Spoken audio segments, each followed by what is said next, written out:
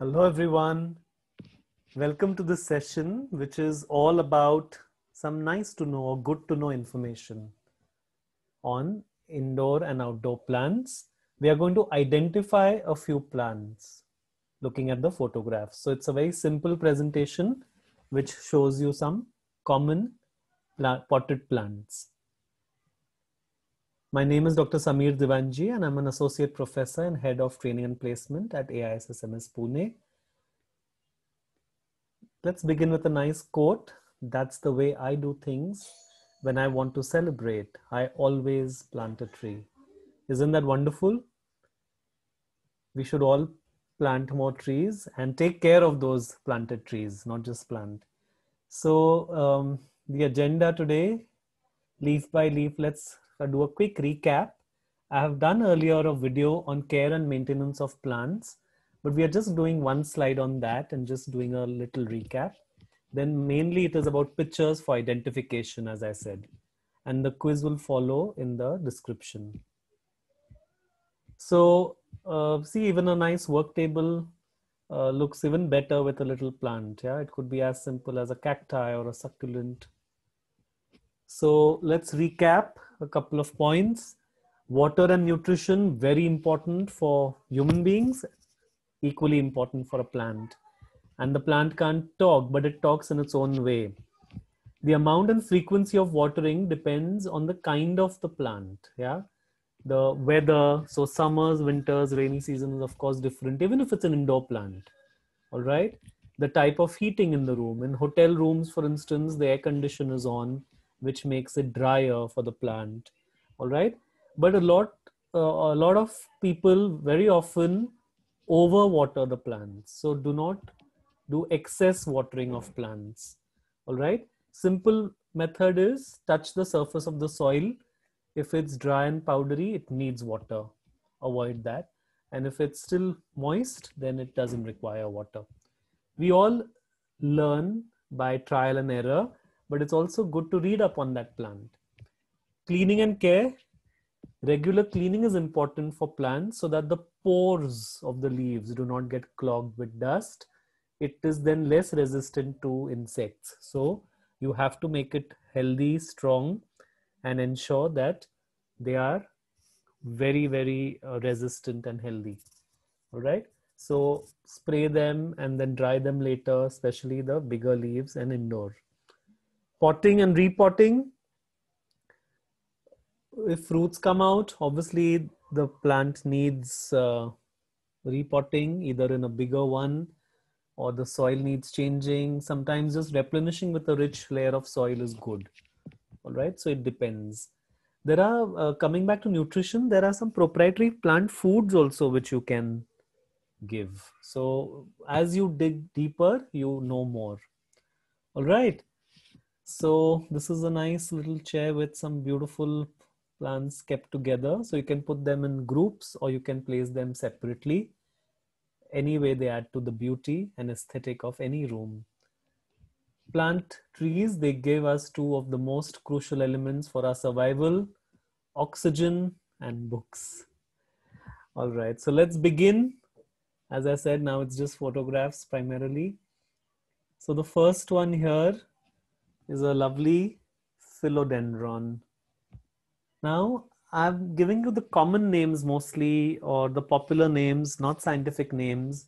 Also, there are many types of varieties or species of philodendrons also. So these kind of leaves, there are very regular leaves also, which are philodendrons. Sorry. So this is a philodendron. We come to the most common one that almost all of you identify. Again, there are a lot of variations in a money plant, but here is a good old money plant. In one picture, it is nicely planted in a pot with a moss stick, and in the other, it's thriving beautifully in this lovely wooden stand with a pot and only water. All right. Then we have another variety of plants which are begonia. So begonia is also They have different varieties and lovely colored flowers. So we have various different colored flower variety in begonia. Then we come to the next one, which is a plant called coleus. So this coleus has the multiple pots that you can see are all the same, a little variety. So this is coleus. Then we come to a very interesting name. Yeah. For a moment, forget the duck and the little castle and the road, and just look at this green that you see amongst the uh, blue soil, so to say. So it's called donkey's tail or burro's tail. All right. Donkey's tail or burro's tail. Interesting name, right? Then, of course, we come to the good old medicinal, lot of beauty and therapeutic use for skin, the aloe vera. All right. Aloe vera can grow easily also with in your balcony maybe.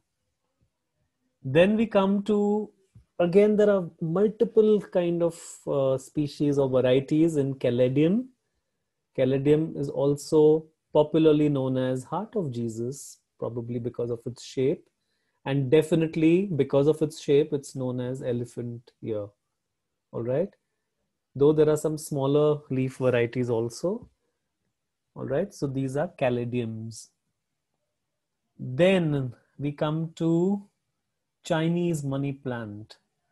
I hope you admire the little pots everywhere or how they are potted. Very important to have an eye for detail. How you keep your plant, not just how many you keep. So this is, I know now we don't talk about a lot of things Chinese currently, but yeah, this is a Chinese money plant. Then we come to a lucky bamboo, and that's the scientific name that we've given. Again, we have seen bamboos in water as well as soil. All right, people use cocoa peat and similar things nowadays also. So that is Dracena sanderiana. Then we have a very interesting name again. We have something called the wandering Jew. All right, the wandering Jew. This is spreading like or wandering and really adding to the beauty. Another interesting term.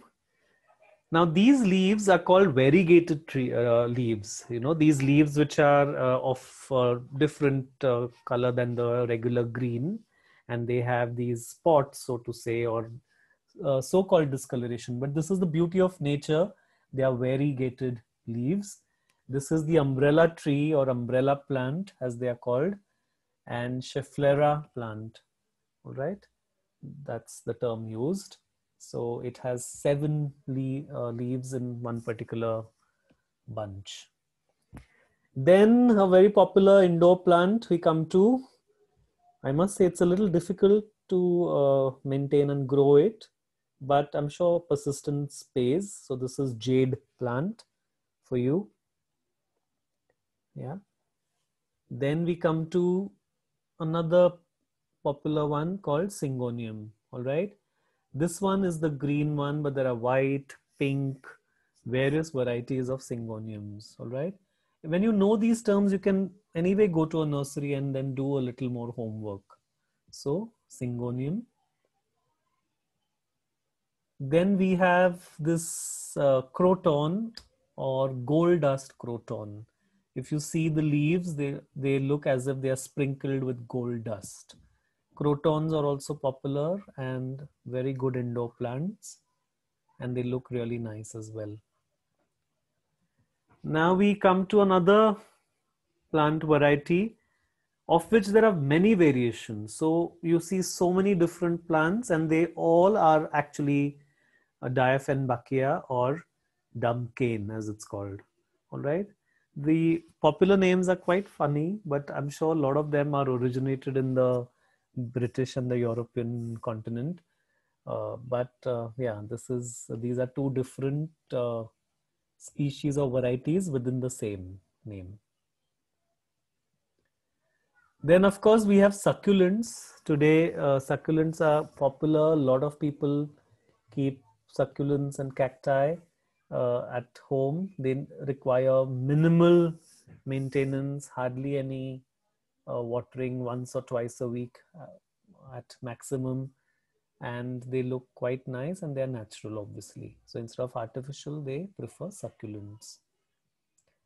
Then we come to another interesting plant called spider plant, which gives, like all plants, a healthy dose of oxygen out, and recommended by some authoritative agencies or bodies. So that's the spider plant. Now we come to snake plant. All right, now snake plant, probably it grows very fast. That's why it also has a very tongue-in-cheek name called mother-in-law's tongue. All right. So these are different names. Sansevieria viria is also another term for snake plant. But mother-in-law's tongue and snake plant are better. Then finally we come to a plant called Song of India. Again, very popular with hotels to be kept in the rooms. It requires minimal maintenance and can sustain in the room without much light as well. All right, so that's Song of India for you. Now we will look at quickly recapping some of the names. So let's look what we have here and let's recap.